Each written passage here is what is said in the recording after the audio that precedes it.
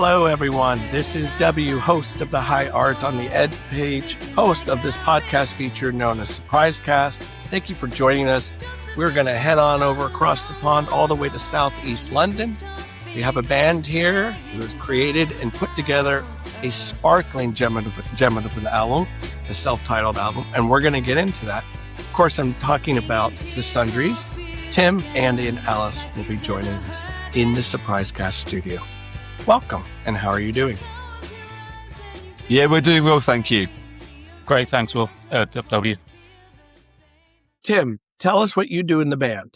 So I write most of the songs with some help from the rest of the band, and I play guitar mainly, and I do a few backing vocals. There's a couple of tracks I sing lead on, but yeah, I leave that to Alice most of the time.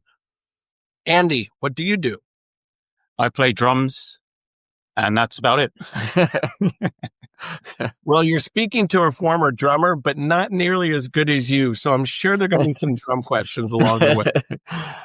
And then, of course, when Alice joins us, we'll catch up with her.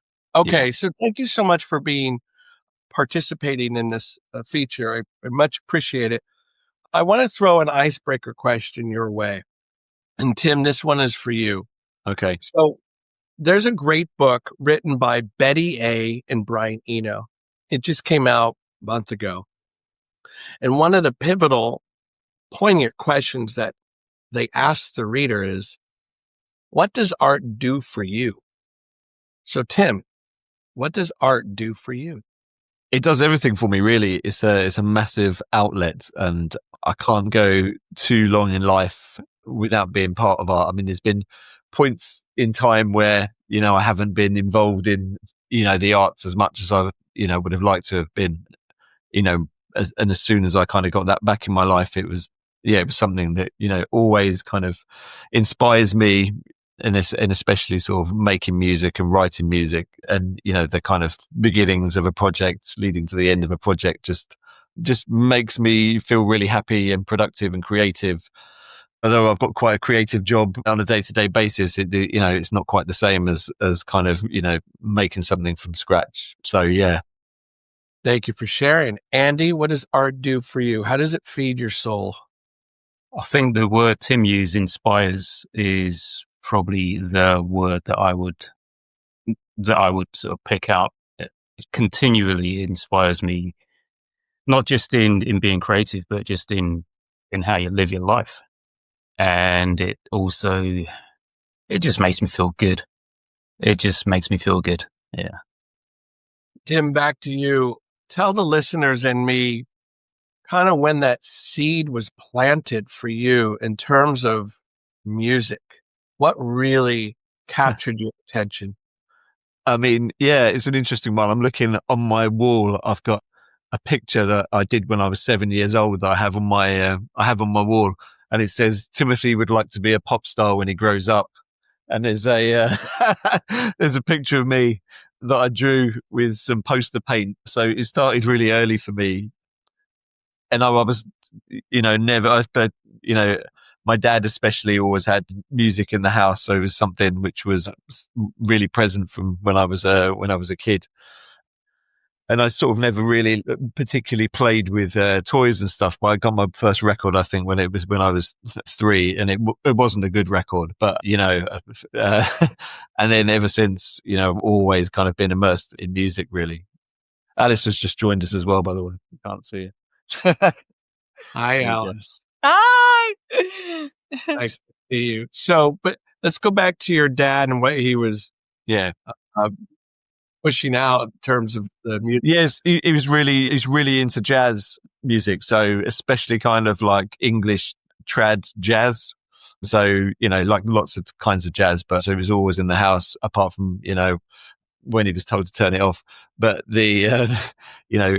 and when he was younger, went to a lot of jazz clubs, saw a lot of people. So that was always, really close to his heart. He kind of had a really kind of eclectic taste for music, but so it was always in the house and always stuff playing. And I think he was when I was kind of around 10 or 11, when I wanted to start playing an instrument, he was, both my parents and then my family were really supportive of me doing that, even though I think they probably thought it was kind of, going to last a month or something. So, yeah, it was something that they really encouraged. So I guess that's where it started. And I've kind of, as I said, there's been points in my life where I haven't, picked up a guitar or done music for a few years. So I'm glad that that has, for the last 10 or 15 years been really very much back in my life. Yeah. That's great. Andy, what about you? Tell us a little bit about your musical background. So I've always loved music, but I've always just loved listening to music. And for most of my life, I had, no inkling that I would get to a point where I'd be part of a band making music. So it's been fantastic. It's been fantastic to go from being someone that's just been an appreciator of music to someone that is actually making something, like to being a part of a band and having an album that, we made these songs, and these songs are, you listen to them and think, I'm proud of that. I like this. This sounds good. But it's been something that if you like, the first half of my life, I would never, ever have guessed that I would be doing this. Yeah. God, isn't that amazing? That must be such a good feeling. I love it. I absolutely love it. So whilst growing up, what were you listening to when you were younger?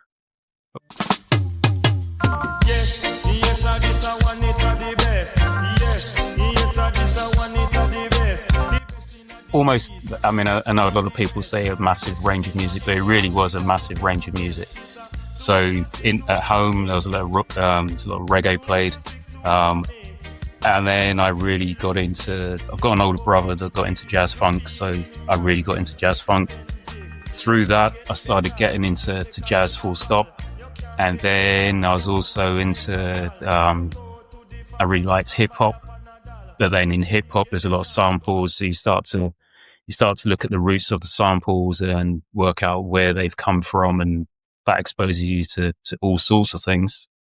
And then outside of that, I guess in my mid to late teens, really got into what I suppose you'd call indie. So I was listening to the Smiths and all sorts. So big wide range, a really, really wide range. And I still listen to a wide range. I don't hear often from people that I interview about their love and appreciation for reggae music. So I'm going to ask you, Andy, what is it about reggae music that you appreciate? And tell us some artists that you admire. So in part, it's almost, if you could have comfort food, this would be like a form of comfort music, because it's music from way, way back when I was young.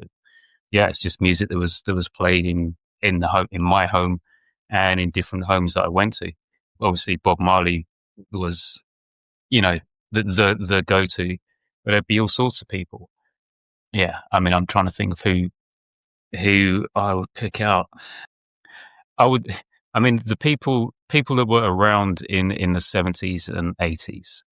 So it was, the softer side of reggae, that became popular. Yeah. Yeah, I love like Jimmy Cliff, Alpha Blondie, Peter Tosh. All that stuff. Yeah. It's good stuff.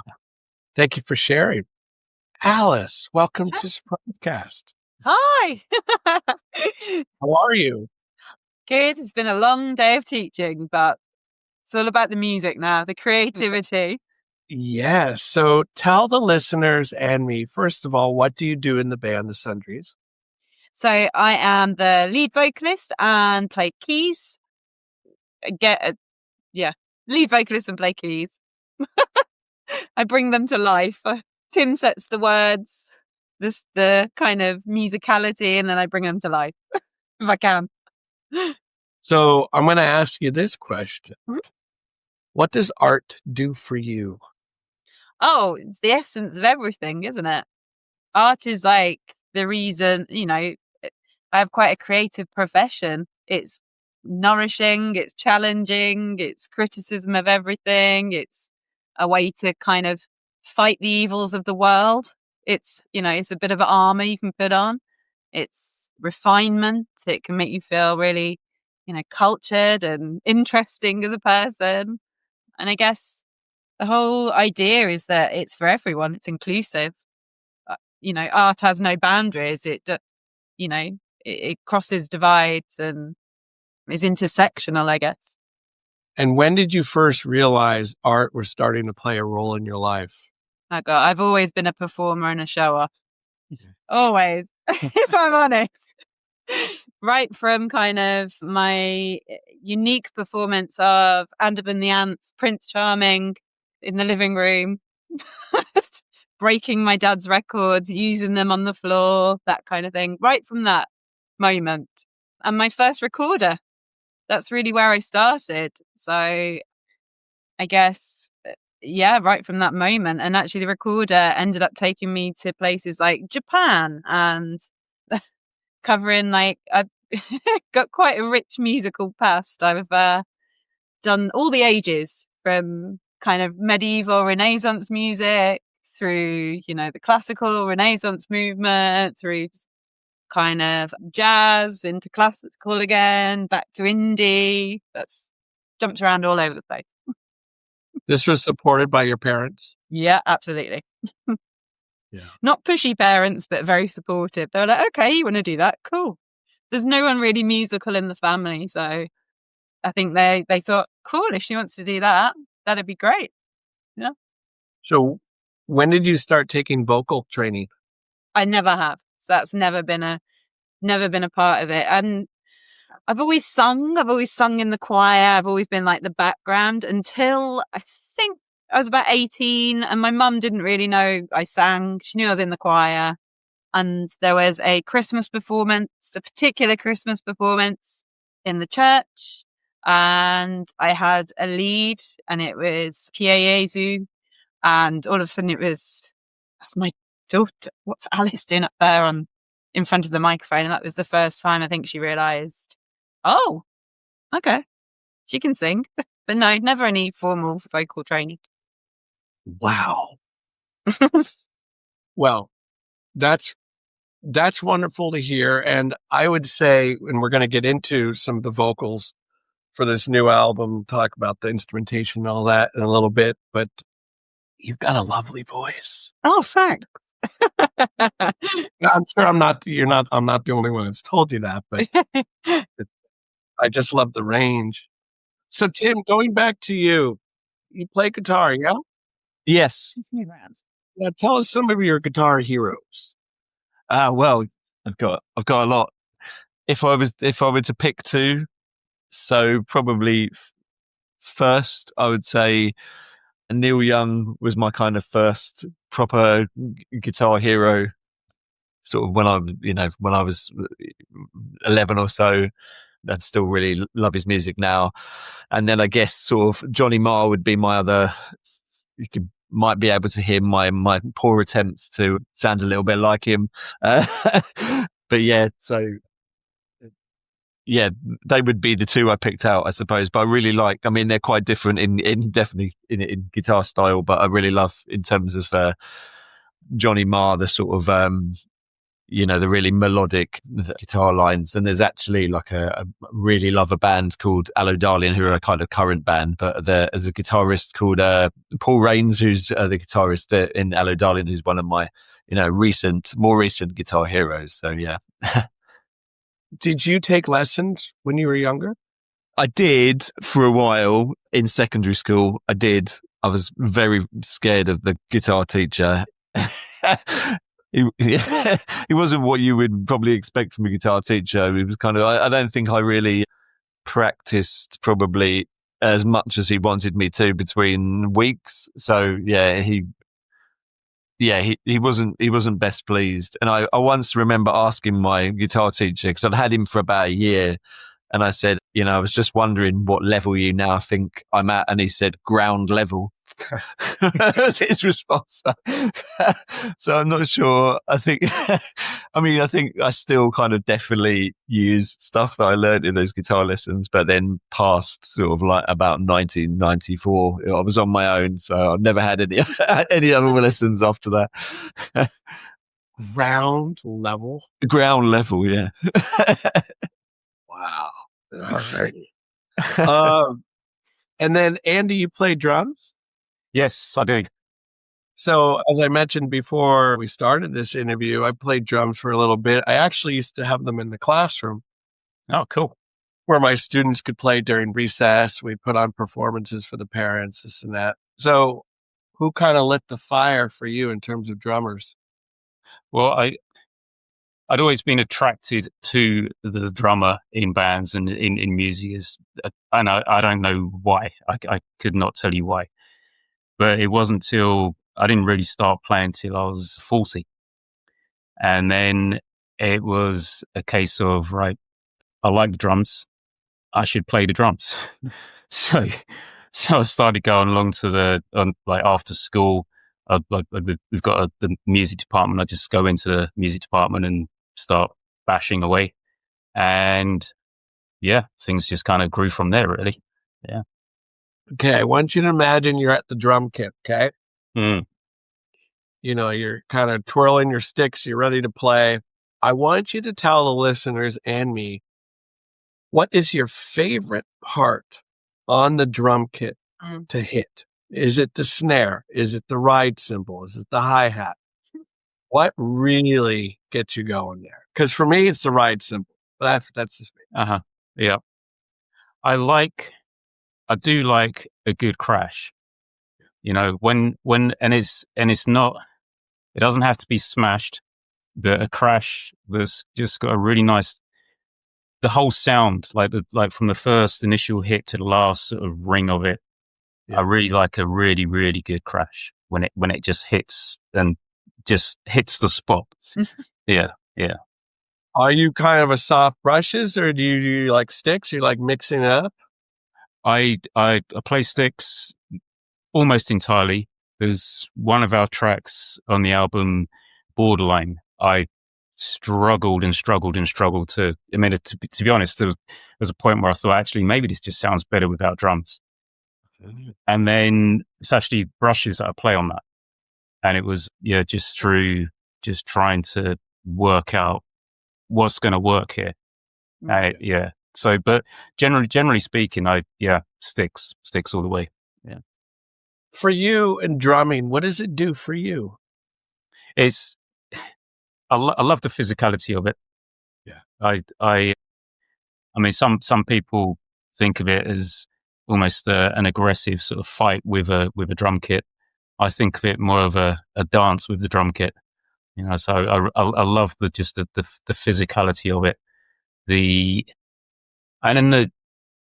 It's a way of expressing yourself, which I know, like lots of art is a way of expressing yourself. But yeah, it's a way that I like to find some kind of expression, an outlet. And again, it's the creativity aspect of it. So to find, when you find something that will actually work in the song, that's enormously satisfying. And thank you so much, guys. I'm really enjoying this conversation.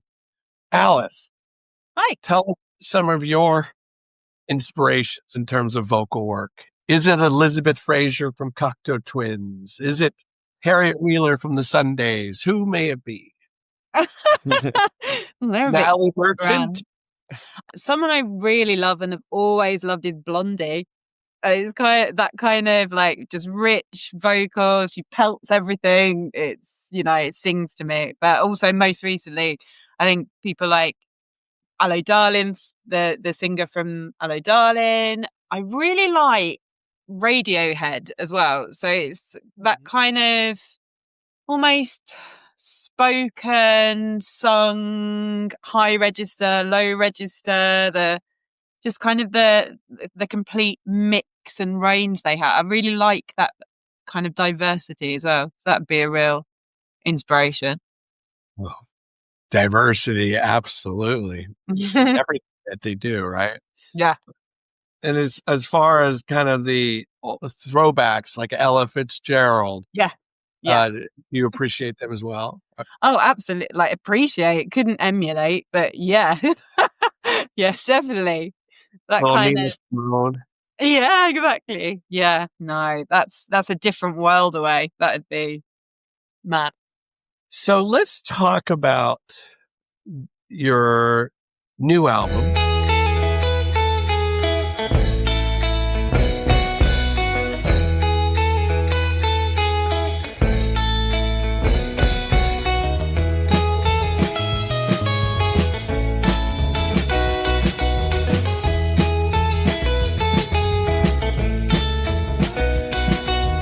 I could say that you're brighter than the sun.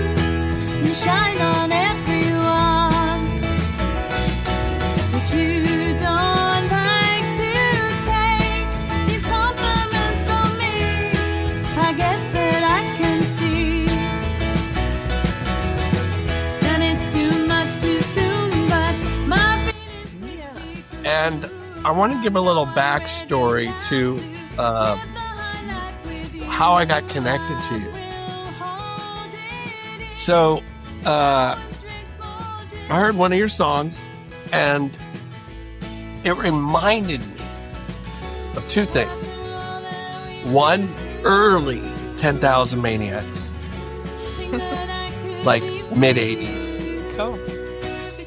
The second thing was a band out of London. I don't think they're together anymore. They're called Flowers. And they were indie jingle jangle pop band. And my students and I had the luxury back in 2018, 2019, we got to interview them. Oh, wow.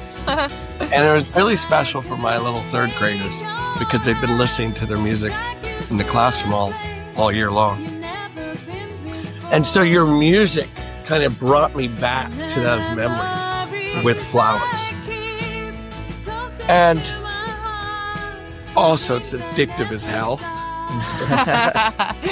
That's good to hear. Arthur's. So before we start breaking down the album, Tim, if you wouldn't mind real quickly, tell the listeners, how did you guys meet? How did you form the band?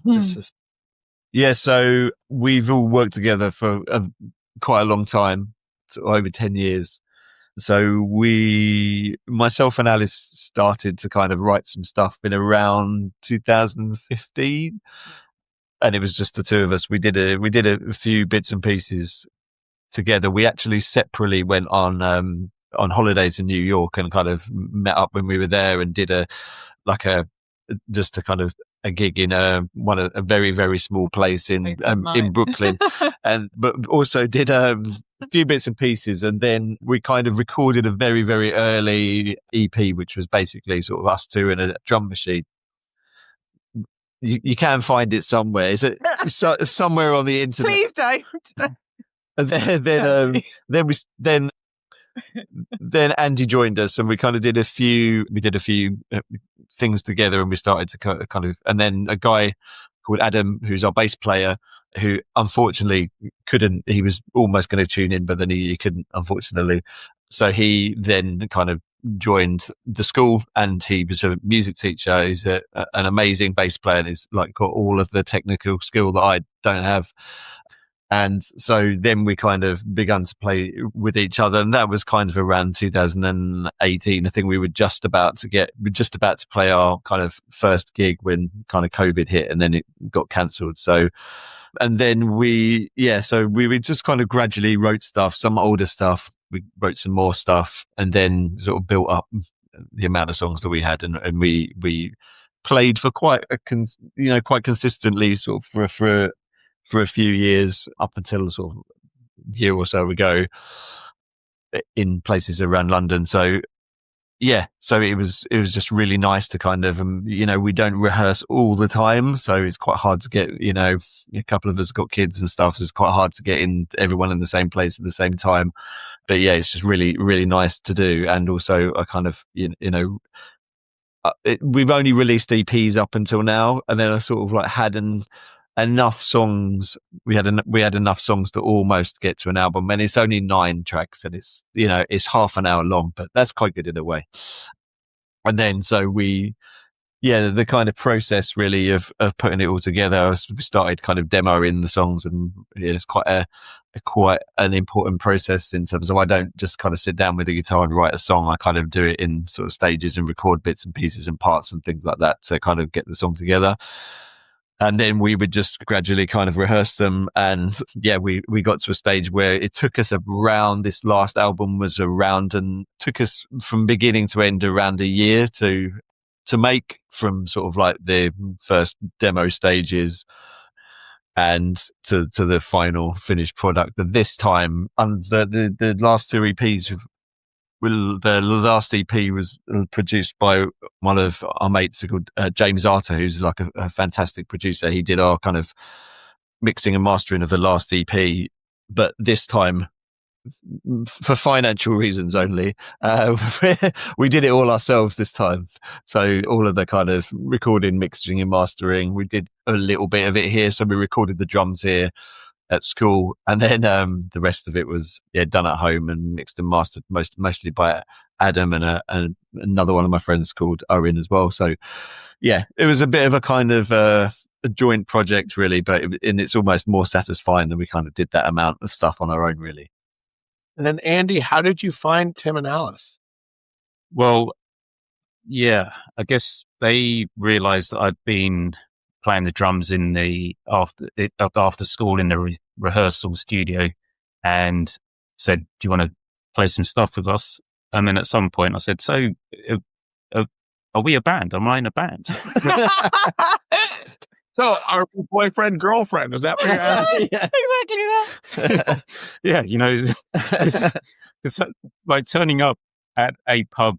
I can't even remember where it was, but turning up at a pub to play what I guess was a gig. And then you think, right, I guess we're a band now. And I remember going along to that first gig in inverted commas, and I didn't bring cymbals or snare drum or anything because I didn't realize I had to. And then of course had to beg another band if I could borrow their stuff. Drummer from another band, I sort of begged him if I could borrow his stuff, and he's okay, but you got to be really careful of this cymbal and it's got a crack in it and blah blah blah. And then yes, when it was official that we are a band, I've been a proud member ever since. That's a good story. With the album cover of this latest release, tell us about it. It was actually we just talked about the trip we had to New York. So I'd been a kind of couple of years. This is kind of pre-kids. Myself and my now wife had been a couple of times. It was the first time we went, and we stayed for like a month. It was great, and it was just a picture I'd taken in 2014, just in a street in Brooklyn, just kind of. And I just really liked the photo, and that's the story really. Yep. I mean, I'd always kind of thought, I don't know what I'm going to do with that, and I hope the people in it never track me down and say you didn't ask me for permission, but that's probably unlikely. But so I just always liked the picture. I thought it kind of captured something. I'm not sure what. The Sundries. All Sundries. Yeah, so that was, and I think it works well. And so the physical release, we're still working on the artwork for the back cover and stuff for January's physical release, but we haven't quite worked out. So unfortunately, I don't have another picture that's a little bit like it. So we've got to work out what that's going to look like. But I'm glad I found a use for the picture. Yeah. No, I really like it. I was thinking, okay, I'm trying to figure out where this ties in with the music, if at all, or is it completely separated from that? So I got the story. Thank you. I want to read a bit to you from How to Write One Song, written by Jeff Tweedy, lead singer Wilco. And in your response, I want you to tie it to your music from this new album, if you like. And whoever wants to respond, go for it. Okay, this is from chapter 5. He calls it Everyday Work. I've been trying to push you toward a daily work ethic, so at this point, I'm going to share mine in detail. This might sound overstructured to some people, but personally, I love working this way. I love the routine and how it allows me to disappear from the process just enough to be surprised by something I've written. Okay, here are the 3 main items I have on a daily mental checklist. 1, stockpiling words, language, and lyrics. Doing free exercises like free writing poems, refining, revising. 2, stockpiling music, songs, parts of songs, making demos, practicing, learning other people's songs. And 3, pairing words and music, writing lyrics to a melody and searching for matches between stockpiled demos, lyric sets, poems, and free writing. Okay. So what I want to know is, again, whoever wants to respond to this, what are some rituals? What are some practices or routines that this band gets involved with? And how did it manifest itself on this new album? Who wants to say It's this? probably not going to surprise you that 2 of us are English teachers. So we're surrounded by words in all their glory, in all this kind of slang and idiomatic phrasing and Shakespeare and like the nuances and teaching metaphor and all those sorts of things. So it probably won't surprise you from some of those songs that, we like to play with words. We revise and kind of Tim often comes up with like the concept or like the base lyrics, and then we put them to the melody and we're like, actually that needs another verse, or should we like move that bit of the chorus? Or there's actually a particular song, Mr. Universe, which has been in many different forms before its current form and final form. I think Tim can fill you in on that though. Yeah, I mean, in terms of daily rituals, I mean, things kind of, whenever I try too hard to sit down and whenever I've got like a period of time, that's the period of time that normally nothing comes into my head. And then, when you're out or, you're somewhere in the middle of the street, that's when something comes. So I just use voice recorder. I've just got hundreds of things I can't decipher most of the time. And I can't work out what melody I'm trying to sing, without anyone hearing. But I think then things will come. And I mean, I think like the kind of, I'm quite proud of quite a lot of the lyrics on the album, but there's certain, I think something like Saturday Wrestling, I thought like, the kind of, I was just really pleased with the lyrics. And I mean, I don't really know. I think they came over a period of time, but then I was just really happy with the sort of, I guess the makeup of it and the sort of the idea and how it came together and some of the some of the lines in it. I guess that's the song lyrically I'm most proud of on the album.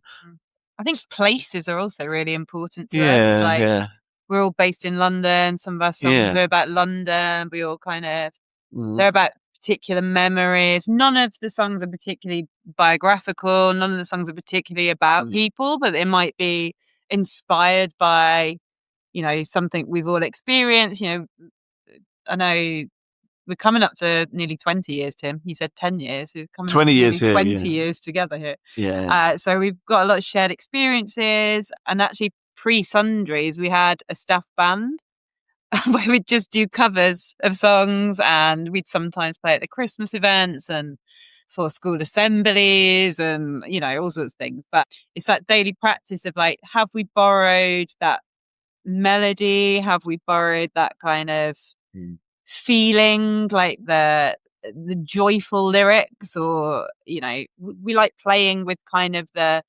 jangly indie sound, but playing something quite melancholy or, something quite powerful or upsetting, kind of those kind of blending of, this sounds really upbeat and fun, but the words are telling me something else, that kind of thing. Yeah. That. Yeah, it's interesting because I mentioned about other people's songs, but even though I've played guitar since I was 11, I don't know many songs, how to play many songs. So, where, something like, you've been playing guitar for a long time. Can you play this? I would have absolutely no idea how to play it. So whenever I very rarely sort of, sit down and learn someone else's song. So anytime I have, I kind of constantly trying to write something new. Yeah. And so but I probably should spend more time learning how to play other people's songs, because I'm sure it'll probably, and I kind of have when sort of like, I suppose, writing songs, I have a very, very sort of like narrow thing in my head. So I wouldn't like, I think we've probably been accused of, sometimes accuse ourselves of, that sounds exactly like the song we've just played before.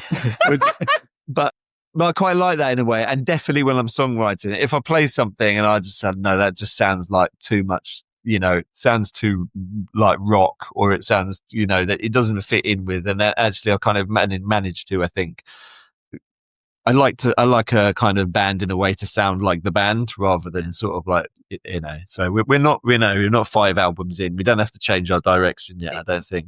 It's also interesting that Tim says that maybe you should learn how to play other people's songs. I've actually invested more time in learning our own songs and learning. It's hard because lots of our songs have lots of different lyrics and we don't always repeat things, and it's very kind of, this is the narrative. So it's trying to learn all those songs in live performances. And also I've just had a son, it's all been, that's why it's taken us a year or more to put together the album and record it all. So there's a lot going on in the head. So trying to remember all the lyrics, trying to remember kind of the musicality of like the keys, how that fits it, all of that. It's been really fun. I mean, we had we had 5 hours of Alice, with her son looked after, and we had 5 hours to record all of the vocals for the album. So all 9 songs we recorded, all the vocals recorded in 5 hours. 5 hours.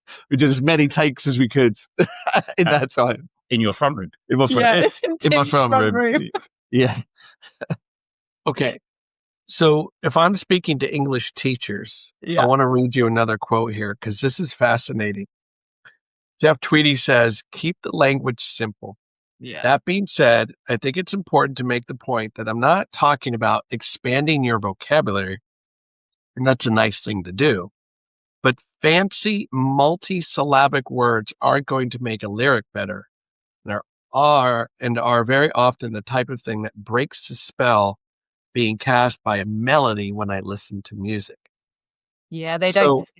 How do you guys keep things simple? Because I'm sure your English repertoire, your vocabulary can be as deep, wide, and tall as. Oh, I didn't say we were good English teachers. I just said we taught English. We know. Do you find yourself going, okay, we're getting a little too much figurative language here, too many metaphors, too many personification, onomatopoeia. We did write a little bit ironically on one of the songs. So the metaphor song, what do we call? What title did we go with? I Love You to Death. I Love You to Death. So deliberately using that kind of art form. So it's like every metaphor within the song, it was deliberately kind of sarcastically almost crafted, just kind of like, I love you to death. And obviously when we teach figurative language, is this a literal thing? Is it a figurative thing? So, we recognize most of our lyrics are simple because it's the meaning behind them that's important. We're not trying to turn anyone off. We're using language that everyone can understand. We're using language that we find powerful. Sometimes the short monosyllabic words are the ones that hit the deepest. We're using words that, create empathy, create emotion, create that kind of world, the narrative of our text, I guess. Was there a song on this album that you were struggling with? You couldn't find the chorus, you couldn't find the melodies, but you were going to hold on to it and you had to keep coming back to it. Was there a song or two that was very frustrating at the beginning, but then someone unlocked the key to that door? Yeah, well, I think Alice has already mentioned Mr. Universe, and it's I had the kind of idea of it. It's actually sort of like based on one of my school friends. I wrote it a long time ago, and I've changed it in bits and pieces. We finally got to kind of an arrangement and the melody and stuff that we were happy with. So that it took a long time from writing the original kind of idea to actually getting to the last bit. the really funny story behind it was just like, I always think like, oh, no one will ever know what or who this is about. And then he's actually currently living in Dubai. This friend who I'm still really good friends with after 35 years. After we kind of put the album online, he sent me a message saying, just listen to Mr. Universe, thank you so much, or whatever. And I totally knew it was about him. And then I thought, oh my God, I should have actually told him I'd written this song. And then, yeah, so luckily he said, oh, sent me this lovely message and sent me this bunch of flowers from Dubai saying thank you so much and stuff. So I was just like, luckily, he liked the fact that I kind of based the song on him, but I didn't for 1 second think that he would recognize himself necessarily in it. But clearly, I'm not as subtle as I. I did say we weren't good English teachers. I did say that. Yeah, but it's not a bad song. It's just that he's a lovely man. What I love about that song there's many things I really appreciate, but the vocal work, this is what my ears tell me, Alice. It seems like you're really, really stretching those vocals. Yeah. In some. Thank you. Yeah. Yeah. So anything you want to share, Andy, about that tune? Well, having the way the song evolved, the drums evolved, like it was all sorts of different things that got played and got thrown out. and then eventually what we landed on was, this just needs to be kept really simple. Yeah. And so that's what we stuck with. But that's what I really admire, because we don't need to name bands, but I'm sure you've listened to some of their music and you're like, wait, why are we overcomplicating things here? And finding the simplicity in the work can be really challenging, because our natural sometimes inclination is to really let go and all these parts that just don't make it necessary. So it's a beautiful song. There's another song I want to talk about. This is track number 2. It's called Borderline. Yeah.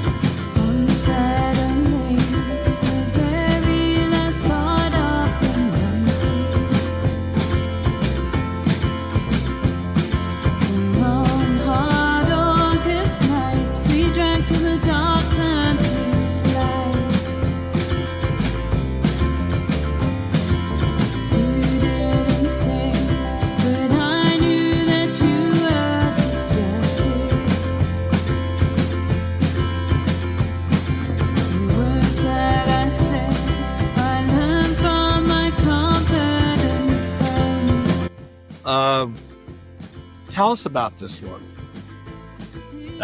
So this one is kind of, I guess, the most autobiographical song. I mean, it's not, it's not totally autobiographical, but it was, we used to go to this. Well, I used to go to this a really great club called the Borderline, which is gone now. It was on Charing Cross Road, but oh, you know it, yeah.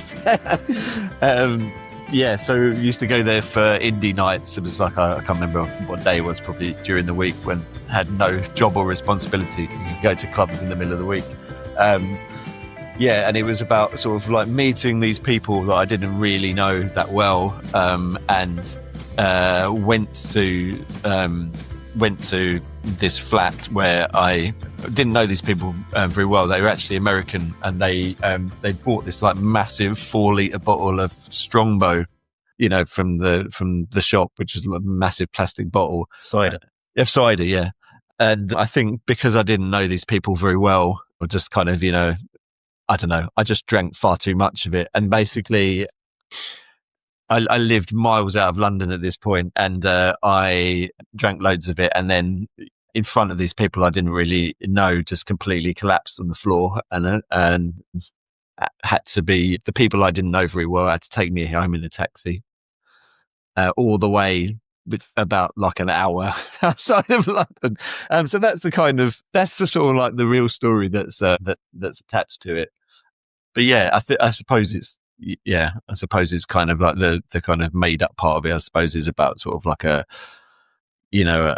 romance that you kind of you realize is kind of going to disappear quite quickly. So that's the kind of invented element of it. So it's taking kind of like what I quite like to do is sort of like take real life memories and scenarios and then sort of like add a fictional element to the song. So to bring it to life a little bit. And that's the same with Saturday Wrestling as well. The kind of idea about we used to sit in our front room as a family and watch like the British wrestling in the 80s, like on Saturday lunchtime. And I like that as a kind of like as a memory from my childhood. The characters in the characters in the song are completely made up, and the kind of person who's trying to get away from it all and stuff. That element of it is fictional, but just kind of like to take things like almost like photographic kind of memories from the past, and I think it's like one thing I'm proud of, and I suppose I'm glad I've been able to do is sort of like write those memories into songs. So there's something that kind of lasts, or something I've done something with those memories, even though I've added, fictional people and fictional bits of stories to them. So it's a kind of way of kind of preserving, I suppose, memories from the past. And the wrestlers are real. And as soon as I heard the lyrics, like images appeared in my head, and it was great. It's like, yeah, I relate to this. I absolutely relate to this. Sorry. I think what is so brilliant about this song, each of your parts seems very restrained. And then you get that fucking amazing, I guess it's a guitar that did it. Oh, yeah. Oh, where the hell did that come from? I wasn't expecting that at all. And I messaged my girlfriend. I'm like, you got to listen to this. I'm glad you like it. Yeah, it's quite, this whole album has those little surprises. The bones and structure are there. And then these little elements, these little fills, whether it be in the drums, the vocal work, the guitar, the bass. But yeah, that one really caught me off guard. And I was like, damn, that's how you would define infectious. Well done. Thank you. Is there anything else you want to say about this album? No, really. I think it just kind of like what we were pleased about, I suppose, is that we didn't write it as any kind of particular concept, but I think it kind of works quite well. The songs work quite well together. And I think that's what, we were pleased with the EP before, which was 4 songs, but kind of I felt like there's not really any fillers in it.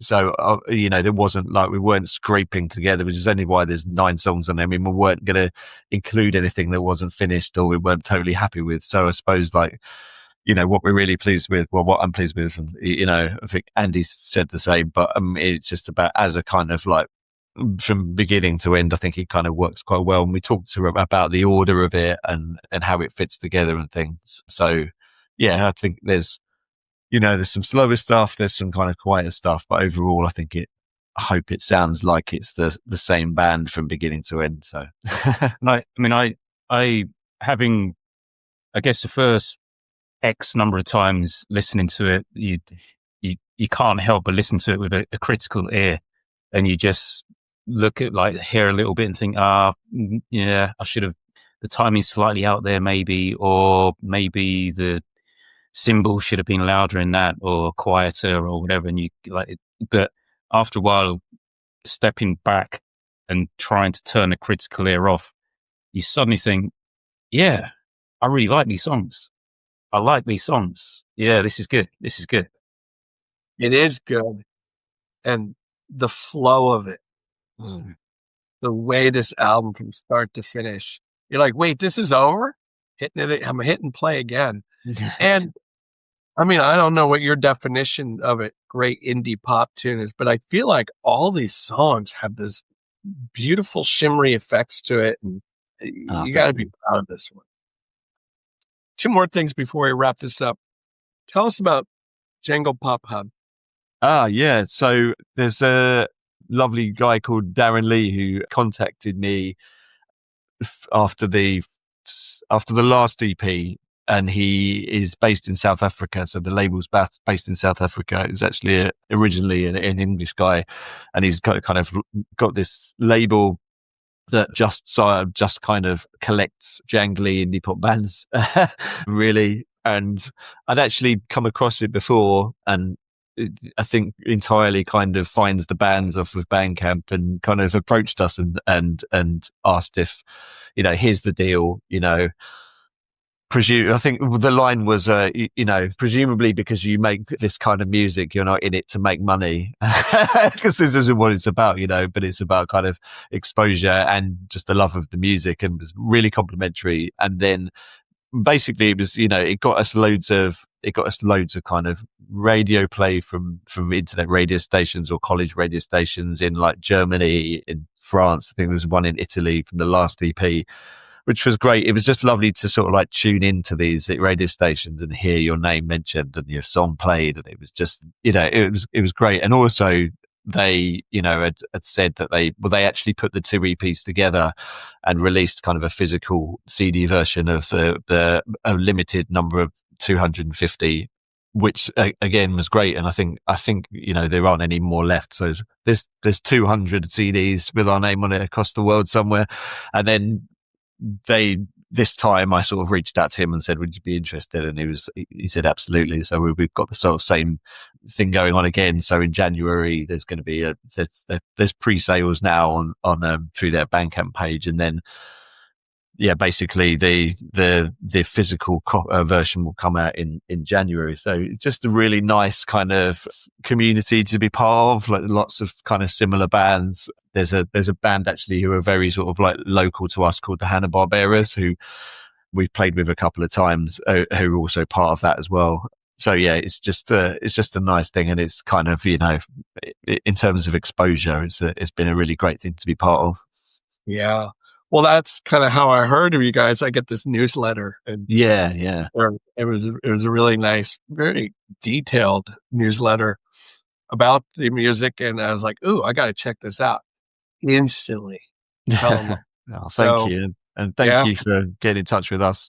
Of course, and hats off to Darren. So, and you mentioned just recently what is kind of coming down the line, but what is broadly coming down the line for you guys? Do you have any shows? Are you working on a new album? What's going on with that? Actually, sort of like nothing in the pipeline. I mean, I thought I spent so much time. I was a bit lost really, because I spent all my kind of spare time, when, the kids were in bed, or, my wife was out and stuff. I was spending time kind of like listening and mixing and, doing bits and pieces.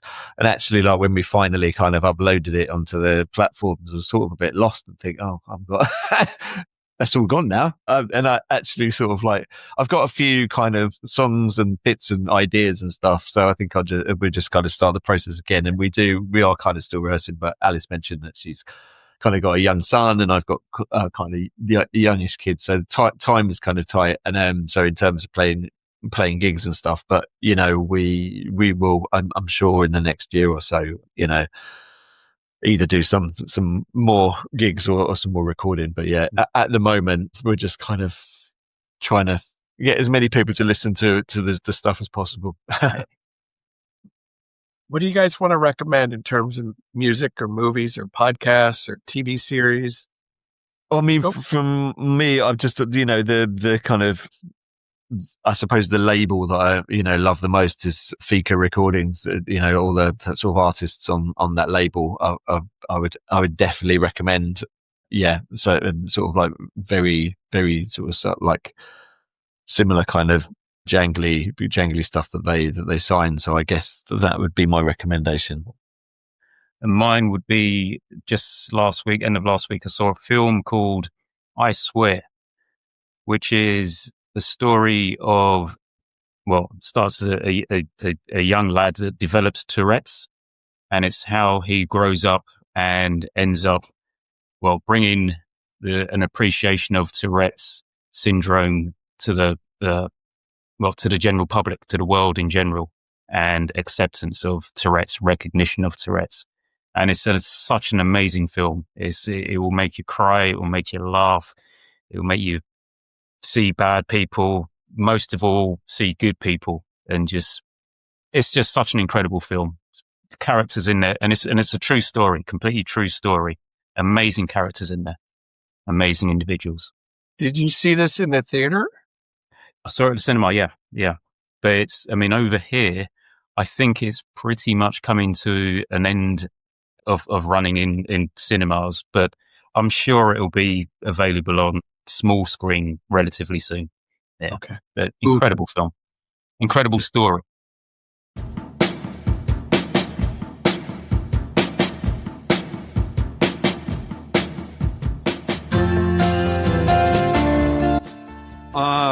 Tim, Andy, Alice, thank you so much for your music. Thank you. It's been great. Yeah, thank you for your time. And I will say this to everybody. Head on over to Bandcamp. You're also on Spotify, yeah? Yep. Apple? Yep. And check out the Sundries album, self-titled. And remember this, everyone. Great indie shimmery pop is all around you. All you have to do is keep your ears open.